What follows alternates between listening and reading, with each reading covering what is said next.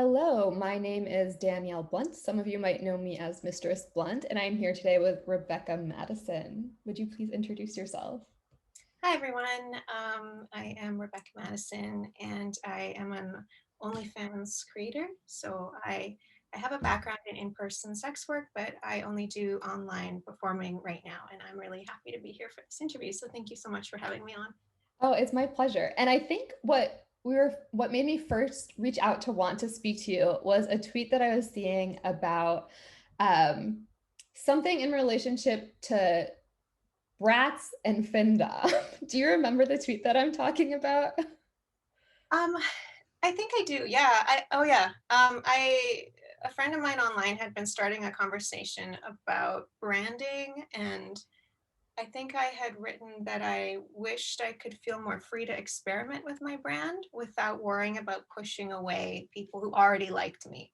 Because I was noticing that I wanted to explore this more bratty side that talked more about wanting to be spoiled and wanting to talk more about money, and just some of that type of discussion that I had seen other sex workers do, but more in the financial domination space, not so much in like a regular girlfriend experience performer type of place.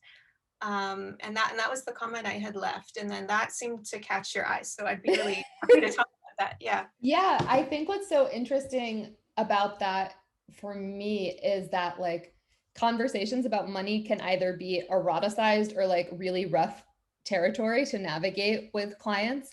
And that also like the desire to be spoiled and cared for. I feel like there's a lot of archetypes of the dom like demanding devotion and spoiling and like you only get to interact with me if like you meet X, Y, and Z standards. But I think that there's also something like really, really powerful about a bratty bottom who's like demand setting demands as well. Um, Yeah, and that was something that I kind of was grappling with and started to encounter these really interesting interactions with people, because when I said that, I was coming from my own personal desire to want to be spoiled and taken care of and like doted on and almost like a little girl, like princess type of thing. yeah, And I didn't really realize it would be interpreted in another way because I'm not familiar with like femdom at all. And right. so then I started to get these guys coming onto my Twitter, like wanting to be dominated or like wanting a certain kind of interaction. I was like, I don't know what to do with you. I don't know how to do that. That's not really what I meant. And that was like almost what I mean by like, I want to have this space to explore and experiment, but then I kind of accidentally put myself into this territory that I didn't know anything about. So it's been fun. Yeah, it definitely sounds like it's been fun. And I think it's like a matter of finding the language too, because right, it is like you want to keep attracting the type of people who you enjoy seeing or like enjoy interacting with on these online platforms, but also wanting to experiment a little bit with who you're reaching out to and like how you're reaching out to them. And I think it's very interesting when like the fin sub Twitter will be like, oh, let's migrate over here and see what's up. Yeah. Uh, Um, I really don't have the language for this, and it would be so interesting for me to learn, because I have found that since I've been talking about it more, I have been attracting a type of client that really works for me, where they seem to really get a lot of joy out of spoiling me, and they feel, I think, strong, and like this caretaker part comes out in them, and they really like, I think they really like to hear me say thank you, or like this is what it right. means to me, or this is what I'm going to do with the money, or because the other thing I've been talking about a lot is how I'm saving up to buy property. That's really important to me. So I have someone who will tip me, and like with every tip note will be like, you know, towards your down payment. And I think That's that's so sweet. sweet. And I really, really like it. And I think he likes it too. And like, that's the kind of dynamic that I'm looking for. Yeah. Um, It almost has like a type of daddy energy in it to some yeah, extent. yeah, yeah, Um, which is so interesting because the I feel like any kinky act can come from a place of dominance or submissive if you know how to like work it. And I feel like Findom is seen as something that is exclusively that a dom would be doing, or that all interactions relating to money have to do with financial domination, when in some instances it's very much like I want to support you and take care of you. And so like for myself, I have some people who are into financial domination, and I have like one submissive who's just really good, who maxes out my Roth IRA every year, and I'm like, that's what makes me feel cared for. Definitely. In like a very tangible way. It's like, I am interested in your like long-term security in a way that's not directly related to my boner, and that will still be there even if I'm not. And I think like that's the definition of romance to me. Yeah, it really is. That really resonated with me, everything you just said. And I think it's so beautiful when people want to take care of me in that way. And I think it's been interesting to watch the negative reaction to some of how I've been Yeah. experimenting. I've been encountering a bit of the like the money hungry whore type of label or stereotype or whatever that is. And that's been a bit irritating, I guess, for me to deal with, because I'm not really coming from that place. I'm coming from a place of like, it makes me feel safe when I can pay my rent, and it makes me feel like I'm going to survive in this world if I can put a down payment down on somewhere, that I can have a home. Like there's this element of safety and survival that's all connected to how I want to be taken care of. That And I think, like in my head, it makes so much sense, but to it someone makes so else, much it comes sense. across as like greedy, you know? Right. And for me, it'd be like, oh, those are people I don't want to interact with. If you see like my financial security as greediness, like Yeah, we might have some other issues yeah, totally. there. But yeah, I feel like right, like when I feel stable, when I feel financially secure, it opens up so much space for me to explore sexually. Like the relationships where I have been like taken care of in some way, and like it creates all this space for like erotic energy that's no longer spent on like, how am I gonna pay my rent this month? And I think people really take that for granted. I have like different relationships with submissives, like I was saying, like some who are into financial domination and some who just have like a supportive role. And it's definitely been like, for the ones who have some supportive role but aren't into financial domination, it's been very interesting finding the language that works for them, because people are really turned off, either really turned on or really turned off by financial domination. Yeah, I'm seeing that for sure. Yeah, I'm curious, what is some of the like I guess you were saying like the money hungry whore trope, which like who doesn't like to be compensated for their labor? Uh, uh, um, but I'm wondering like what else, like good or bad, have you been seeing from that? I love what you were saying about the someone saying for a down payment. It's so Yeah, sweet. yeah, that's been so nice. I get quite a few of my clients will send me like a relatively small tip, but then in the tip note they'll say they what it's for. So like someone will send me $10 and be like, to go get breakfast, or like, or here's a treat for you to go get breakfast. And it's Right. like, you know, obviously the OnlyFans payout takes like 2 weeks from the time I get a tip to the time that money's in my bank. So I'm not really getting breakfast with that $10, but it's like symbolically, that's sort of like the intent. The intent is like, I'm showing that I care about you with this gesture that happens to be money, and I know that you'll be able to put it towards taking care of yourself. So I get a lot of really sweet notes that I find really romantic and really cute, and they, for me, really strengthen the relationship with those people, and they make me look forward to checking their messages and wanting to talk to them, that sort of thing. um I forgot what the question was. Oh, I did too. But I think that's so sweet. It's like when I think of romance, I think like, yes, like who doesn't want to get like a beautiful bouquet of flowers, but those flowers will die. And it's like, you can also buy me a plant that has roots and that I can water, or you can buy me a fucking house. Yeah. And then I don't have to think about a lot of other things. Yeah. And I think I saw your tweet the other night, which is like, I know one of you out there could buy me a house and just isn't. And that thought goes through my head so often. And the reason I think I said that is because, and I want to like tread kind of carefully because I don't want to give any identifying information away, Yeah. but I did, when I was doing in-person work, I had a client who was an actual billionaire, like Yeah. a billionaire, $1 billion. And, you know, he, at the time I was charging a very high rate, and he paid my rate and he was very good to me. But in the back of my mind, I was always like, you could change my whole life in the blink of an eye and not even notice.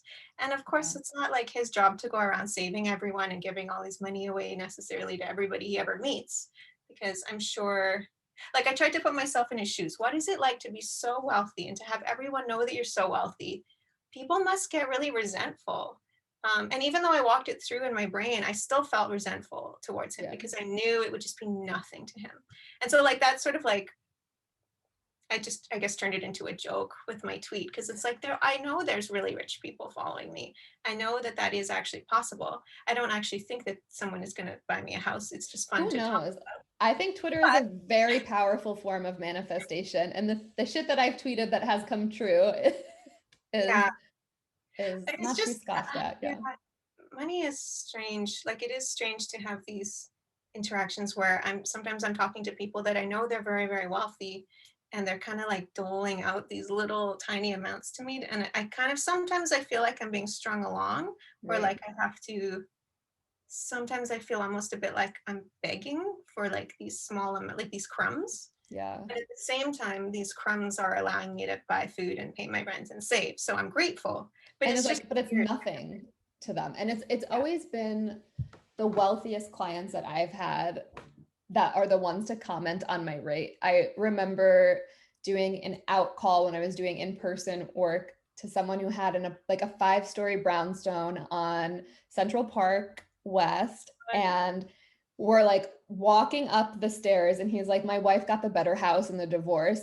And he was like, so your rate's pretty high. And I was like, that does not seem like something you need to concern yourself with. Oh He's like, you're my gosh. right. Yeah. And I'm I just like, yeah, I was like, he felt entitled to comment on my rate, which also I'm sure a billionaire, and like from his background. And it was just really interesting to me, the conversations that like we have like in community as sex workers about money, and then also like with clients, because there are some, like I also have like clients who fund some of the like community organizing work that I do, which I'm super appreciative, or like let me direct where their charitable giving goes. So like it's going back to sex working community, which I think is like one of the most romantic gestures I could receive.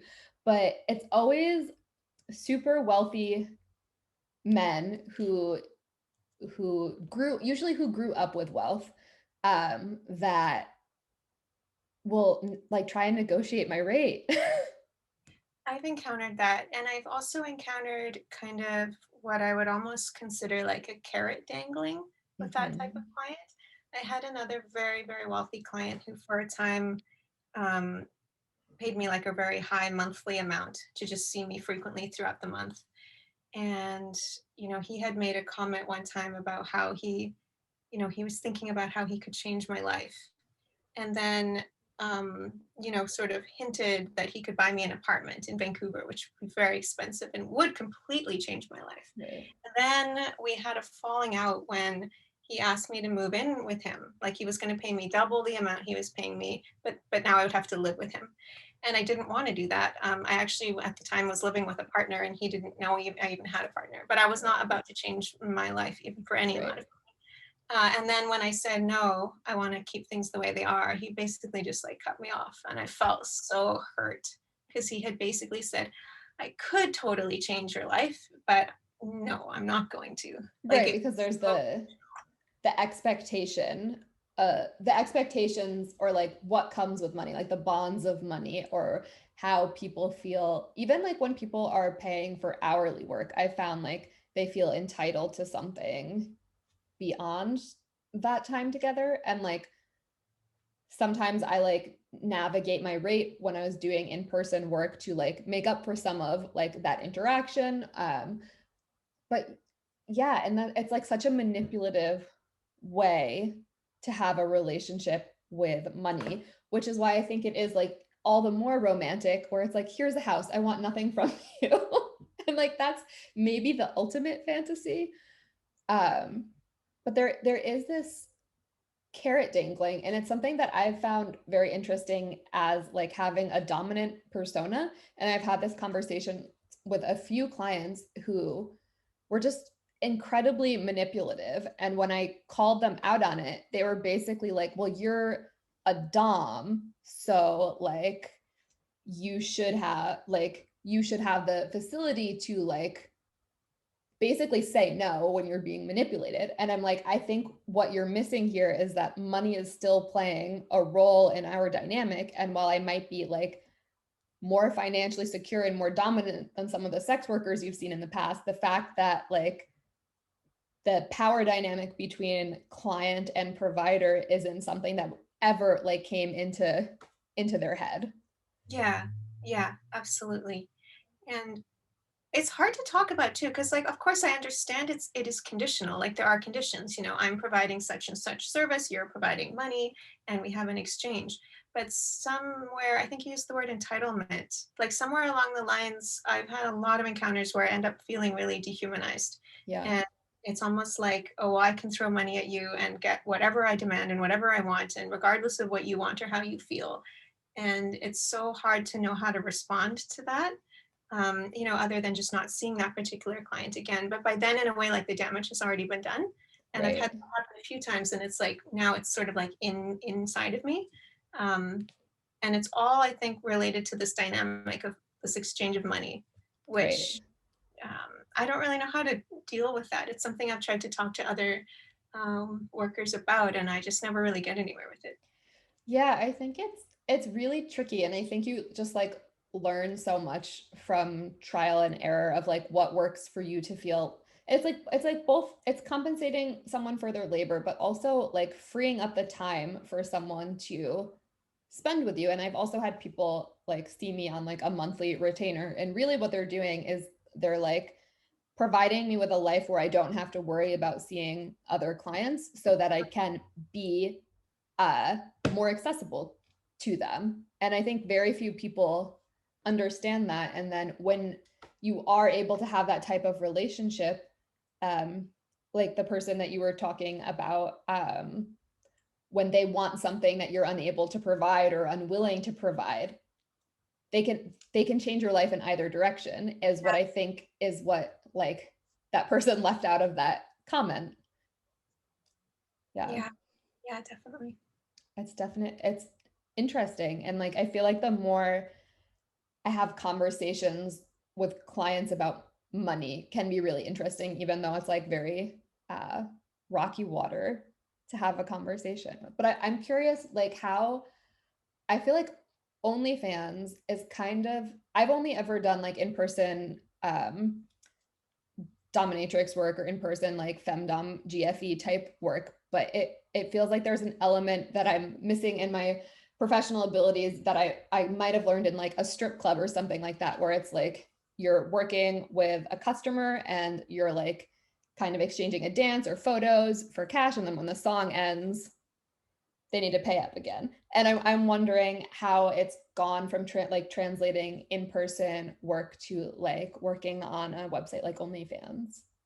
Yeah. Oh, it's so much more clear with in-person work because it's like, hey, I'm booking you from at 6 p.m. for 1 hour, and this is the rate, you know, and they know that. And then it's like you give the money at the beginning, and then you don't even think about it anymore. But with OnlyFans, I get people who will sign up for the first time, and then they'll like immediately send a $50 tip and like ask me how I am, and we'll have a little chat, and it'll be awesome. Um, and then other times people will sign up and just start like talking to me, and I'll talk a little bit, and then I'm kind of just like politely waiting for them to tip because I expect my time to be compensated for. And a lot of the time it just is. So I don't even have to talk about it. It's like they just know, I Right. guess, because they've had the experience with other creators before. Yeah. Other times I will like mention, you know, if they don't send a tip or something, I'll mention, um, hey, just to let you know, I typically chat the most with people who buy my premium content and pay for my time, or tip for my time. And then, you know, a lot of them will be like, oh, I'm sorry. And then they'll just immediately send something. And then other times people will get angry because they're like, well, The I signed up anger for your site. response. And it's like, yeah, but you like my sign up, my initial month sign up is $5. It's like, did you think you were going to pay $5 and like have an hour-long conversation with me? I don't know what happened there. You know, when So you know, sorry about the miscommunication. to sign up, I mean, there's like hundreds of photos and videos, and then there's like the option to interact with me. You Right. know, for $5, I think that's a very good deal. But they sort of expect like this whole girlfriend package with it. So there are some people like that that I just have to have really firm boundaries with, and I'm quite cold with those people. Whereas with other people who just maybe are well-meaning but they don't know, I'm really happy to walk them through that. So I've Right. had all different kinds of interactions with people, and it's been actually really fascinating. Yeah, I feel like it definitely, and I think being able to like hold those boundaries firm helps just like weed people out who were never planning on contributing, because it's like you're like offering this like intimate interaction with you, and if you're not talking to the person who's not paying you, you're definitely talking to the person who is. Yeah. Yeah. So it just feels like very simple for me, but definitely some people just need like a gentle reminder of like, this is how the landscape of OnlyFans works. Yeah, and that's fine because they just don't know. So I'm really happy to do that with them, and it's really just a matter of them not knowing, and that's fine. Yeah. Yeah, totally. That's so interesting. It's such a different mindset than to like how I'm used to working as well. Like I feel like on my OnlyFans as a dominatrix, I feel like there are a lot of ways that some people see as Femdom that I also just kind of see as like a dominant boundary enforcing of kind of like eroticizing that pause. Like, well, like in order to, I feel like even just being like, in order to interact with me, I require a tip sounds like fairly dominant. And I'm so interested in hearing ways that like vanilla or like GFE type providers are like navigating those boundaries with clients. Cause I feel like sometimes having like the language of domination makes it a little bit easier. Yeah. And so we use a lot of emojis. I love that answer. Honestly, I basically do the same thing as what you just said, except I add in pet names and emojis. So they'll be like, hey babe, I'm so flattered by your attention, and just to let you know, blah blah blah, smiley face, you know. Yeah, the hustle is excellent. I love that. But it's interesting. I feel like there's a like, I don't know if like placation is the right term, but it's like it's like as a dom, like some people come to me to like have their egos bruised. But I feel like there's like a maintenance of their ego as well. Yes, there is definitely this part where I feel very pressured at times to perform this role that like I love doing this all the time. You know, like I feel um some people want such an intense fantasy, you know, that Mhm. like, you know, even if there was no money, I would be wanting to talk to you for 3 hours. And that's just not true. So Yeah. there are people I talk to every day who I like, and I like talking to them. And if I didn't, I wouldn't do it because even the amount of money that they're giving me is not worth my peace of mind. That was a decision I made a long time ago that I Yeah. wouldn't like grit my teeth through anything. So I actually do leave quite a lot of money on the table. There's a lot of people who want to interact with me that just give me kind of a negative feeling. So I just don't. Um, but to be like very honest, I would love to be spending more time outside and not on the internet all day. Right. So I find it difficult when I'm feeling pressured to act in such a fantasy capacity. And I feel a lot more at ease with people who like can talk to me, like they refer to my work as work, and they Right. like they'll even say like, how is work going today? And Right. I really like those That's customers. that's nice. I just got little shivers when you're saying that, because I feel like a lot of the messages are like, "What do you do for work?" Yeah. And I'm like, "Hello." Lock message. It's so interesting. Yeah, I'm fascinated. I'm also really interested in like ways that you've maybe like explored kink that you're interested in doing in maybe on like online content, or potentially like one thing I've talked to other providers about is how switching to like online work has opened up to a lot of people like disclosing fantasies and fetishes that they started exploring online. Yeah, I've definitely done some exploring through like sexting, like especially if I get someone that lines up with me well. Like if I have a client who has a very dominant personality and then he'll want to like guide the sexting in that direction. And then for me, it feels like very little work because I'm like, oh, I just get to kind of be myself and go along with you kind of know what you're doing. I Right. really, really like that. It's harder for me. I don't like to be the one in control. I don't like to be the one directing what's happening. So if people kind of approach me wanting to be like swept away in something that I've created, like that's really not how I work. It's just Right. not really my nature. So I don't really do a lot of sexting or conversations with people that I don't actually truly mesh with because I just, for me, that would be like gritting your teeth through it. And it's just Yeah. my mental health. So I just don't do that, even though I could make more money if I did. Yeah, definitely. I feel like I also need to like have some interest in where we're going with a fantasy, and like definitely both like a financial privilege of mine and like being able to like know what that boundary is, and then also it like makes me enjoy my work so much more when I'm like, oh yeah, like this is definitely like where our fantasies intersect, and like let's fucking see what happens. Is super fun. I'm curious if any of the people who saw you like tweeting about wanting to incorporate more of a brattier persona, if like any of those panned out in a positive way. Some people thought it was cute, which made me really happy because I think that if they were to see me in real life and they were to hear my tone of voice or like see like a cheeky expression, they would get that I'm being playful about it and Right. they would find it cute. But if you don't read it that way in text, I could see how it would be quite abrasive. So I liked it that there were people who like just naturally read it the way that I meant it.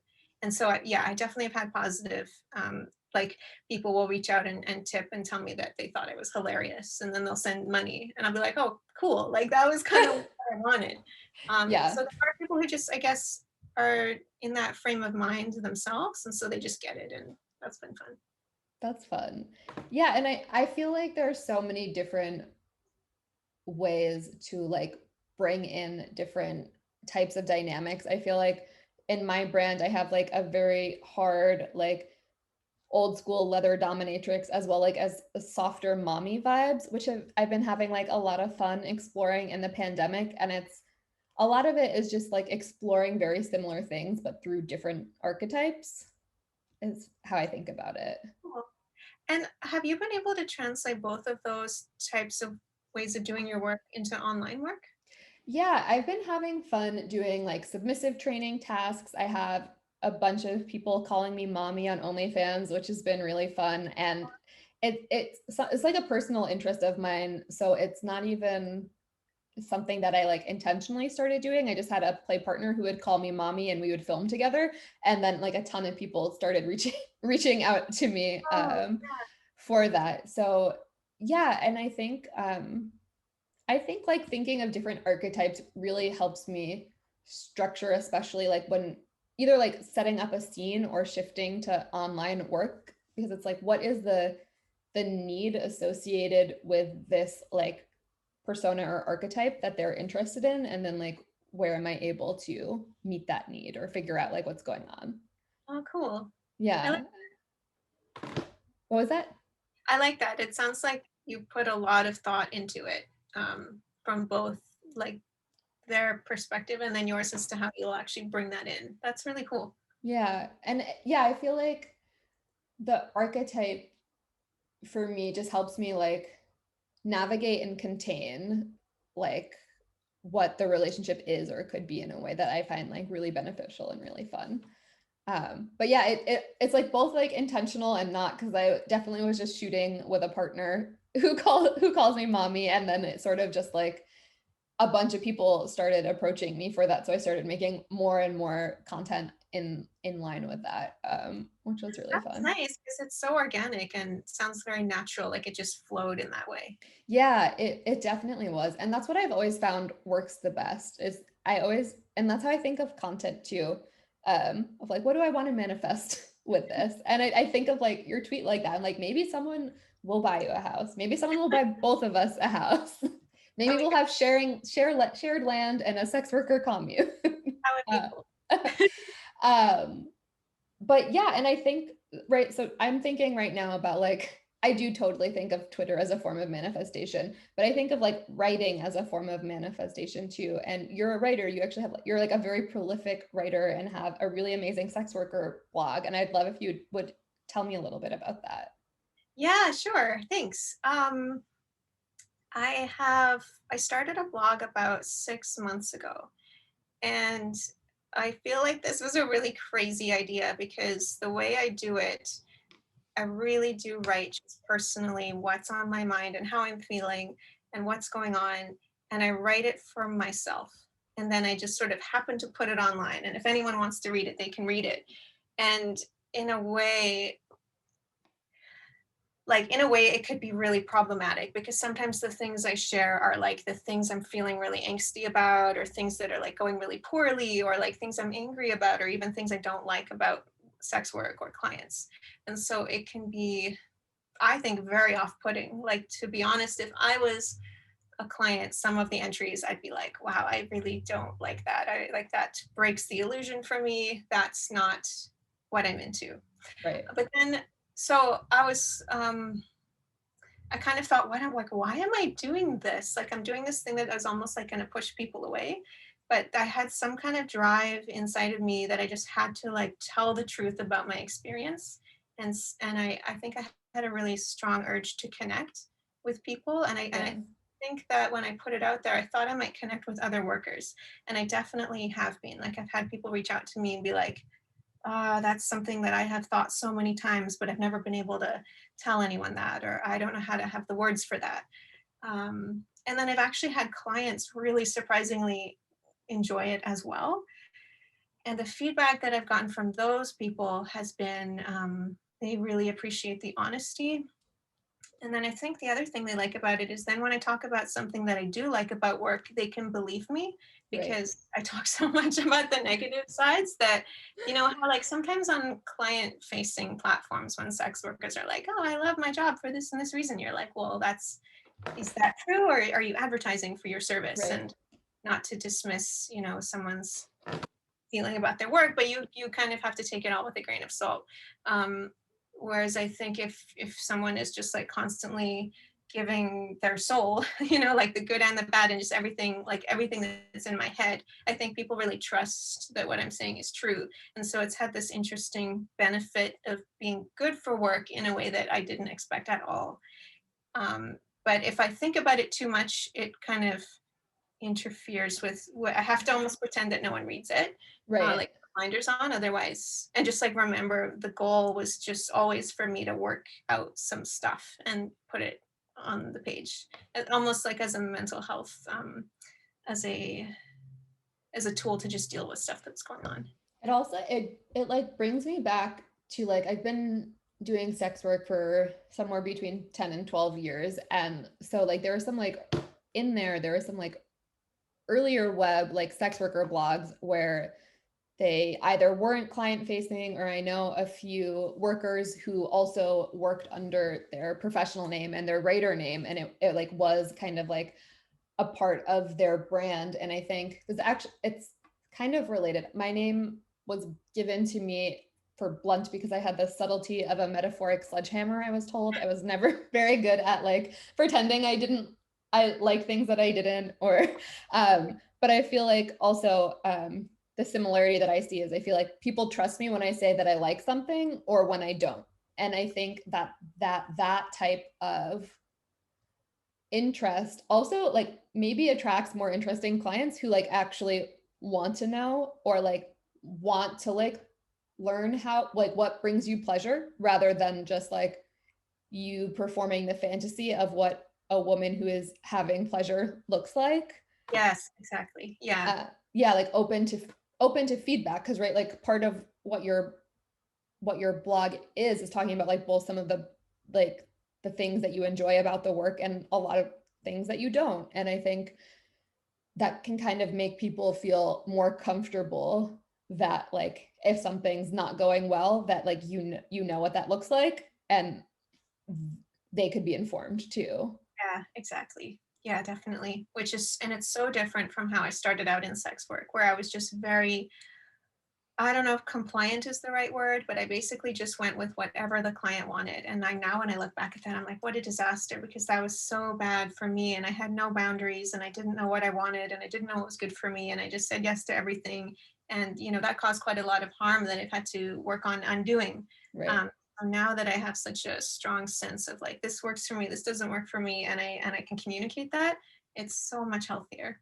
Yeah, definitely. I think like being able to figure out what those boundaries were for myself too, where it's just like, oh, it makes like burnout less likely. It makes sure that like my energy is going towards seeing people that I like and like give back to me in both like a financial sense, but also like in a way that like keeps like my kinks interesting and alive, and like that I get to do really fun scenes with clients that like I really thoroughly enjoy.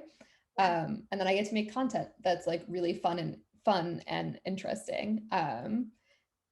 But yeah, I wonder, have you had any negative feedback from the blog? I guess my thought is I don't have a blog or anything like that, but I am fairly open and honest on Twitter, which can also be like a pro and a con. And like while being in conflict with submissives or clients, I've definitely written about it in like a very generalized way, like no personally revealing information. But I think it kind of escalated things. So I'm just wondering if you've had any like response from people in that capacity. I've definitely had a handful of like angry letters from people that I don't even know. Just because I think I just destroyed the fantasy so bad that it made them angry that they wanted to write to me. You're an inspiration, a muse.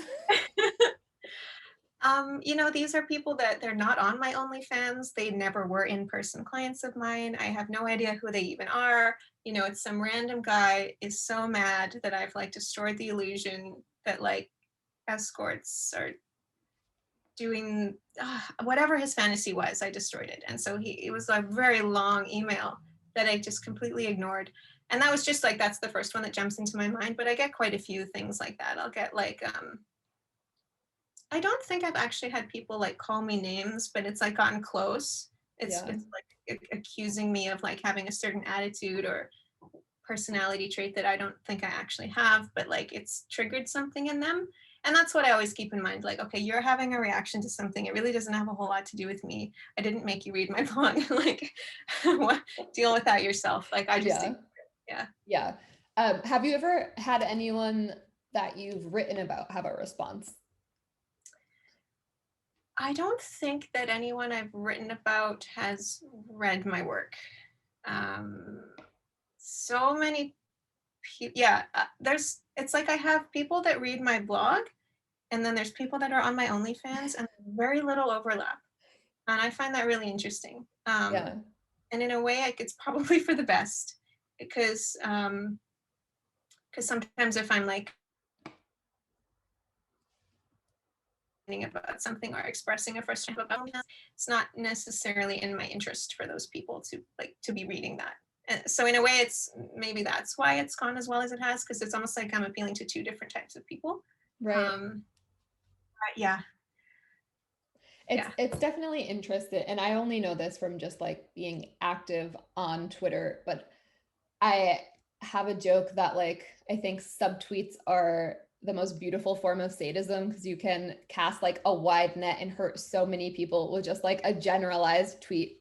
Um and and it's mostly a joke, but it's also very true because I've definitely like succumbed to the subtweet and done it and like have someone reach out who's like, oh my God, I'm so sorry. And I'm like, this has nothing to do with you.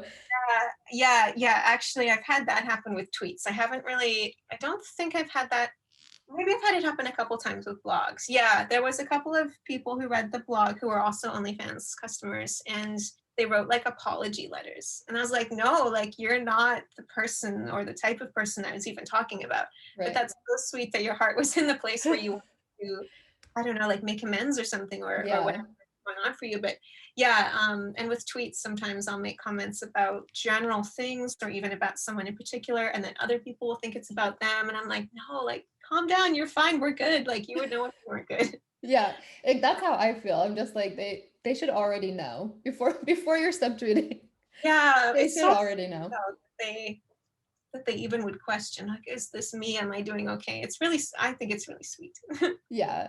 Yeah, I think, and it's like, right, like I feel like most people do want to be good and like respect your boundaries and like know what are like the proper ways of communicating with you are. And I think what's so interesting about your blog is that it does sort of lift that veil, and then it also opens people, right, like when you can accept that there are negative feelings about something, you can also like trust that some of the good ones are real. Yeah, yeah, I think so. Yeah. And so that's what I really enjoy about your blog and being able to like read some of that. Yeah. Thank you. Yeah. um yeah, I don't know, is there anything else you wanted to chat about today? Um, I'd love to hear how you're doing, like just as a person in general, like with the Sure. pandemic. How are you? I'm doing okay. I have been quarantining upstate with my dog. Oh, So right now it's like I'm looking up and there's like snow everywhere all over trees, and it has solidified the fact that I do want to live in the woods and have someone buy me a house. cool. But yeah, the transition to online work has been very different for me because I also used to be an in-person worker. Um, and it's been like a finding out like right what the right balance is for like putting my energy towards online work and like what's giving back to me and the ways that I like. But it's also really allowed me to make space to create the content that I like, for the types of people that I like interacting with. And I'm thinking like what's kinkier than like a 12-month chastity or quarantine? People are going to be so fucking people are so fucking horny. I feel like we're Oh, it's doing a great service. really. uh, but like I've been thinking about what I know about kink and what the quarantine is, and I'm like it's a type of intense bondage, and like people are going to develop a ton of new fetishes about like intimacy, distance, fluid bonding.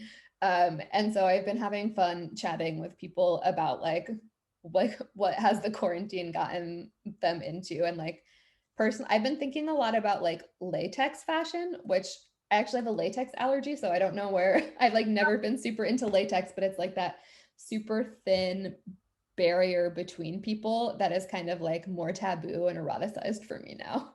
Oh, interesting. That's really cool. Awesome. Yeah. What about you? How have you been doing? Oh gosh. I don't know if you like believe in or into love languages, but my Yeah. primary love language is touch. And so I've really, really been struggling with that in the pandemic. And I definitely spend a lot of time fantasizing about like brushing up against someone or like holding hands or like a Mhm. first kiss or like I really like the feeling of someone's hand like stroking my hair behind my ear, Yeah. running their fingers down my neck, like just these very micro loving affectionate touches that I would definitely be seeking out in life if it wasn't a pandemic. So my fantasy life in my head in a way has been like heightened with more detail, which in a way is cool because it Right. highlights for me what I like and what I'm interested in and what I need and want. And I try to shift it towards like I try to frame it as like, okay, this is what I'm looking forward to, as opposed to this is what I'm not getting. So I'm Right. trying to do that shift in my head. It's a bit hard. Um, but basically, otherwise in quarantine, I'm just trying really hard to be grateful for everything that's going well, which is a lot. I'm really, really lucky compared to a lot of people, and I'm financially stable and have a safe house to live in with roommates who I get along with really well, and two cats that I live with, and Oh, that's like it's pretty good. yeah. It's interesting when you talk about like those gentle forms of touch as part of like a love language, because the things that have become like very eroticized for me is I'll be like, I'll be fantasizing about like having a submissive and like a latex back bed and just like my foot gently resting on their cock and like this like very kinky, like higher protocol, higher like material and props, or just like holding someone's hand. Like it's like either extreme for me. Of just like gently sitting next to someone with our thighs touching sounds like really appealing. Yes, I know exactly what you're talking about. But it's like become eroticized, and I think I'm also trying not to focus on like some of the things that I'm missing, and like I love the way you were framing that around like thinking about like what are you looking forward to, and it's definitely like an orgy with all of my kinky friends and then just like holding hands. Definitely. Yep. That's what I want. Yeah, and it's like it takes on this erotic element for me. I don't know if it's the same for you, but I'm just like fantasizing about it to the point where I'm like, I'm gonna think about holding hands when I come. I can't tell. This will ruin my branding, but like, um, yeah. Well, thank you for sharing that, and thank you for chatting with me. It's been really nice chatting with you about money and sex worker blogs. Yeah, thank you. It was a pleasure to meet you this way and to talk with you. It was really nice. So Yeah. thanks for having me. Yes.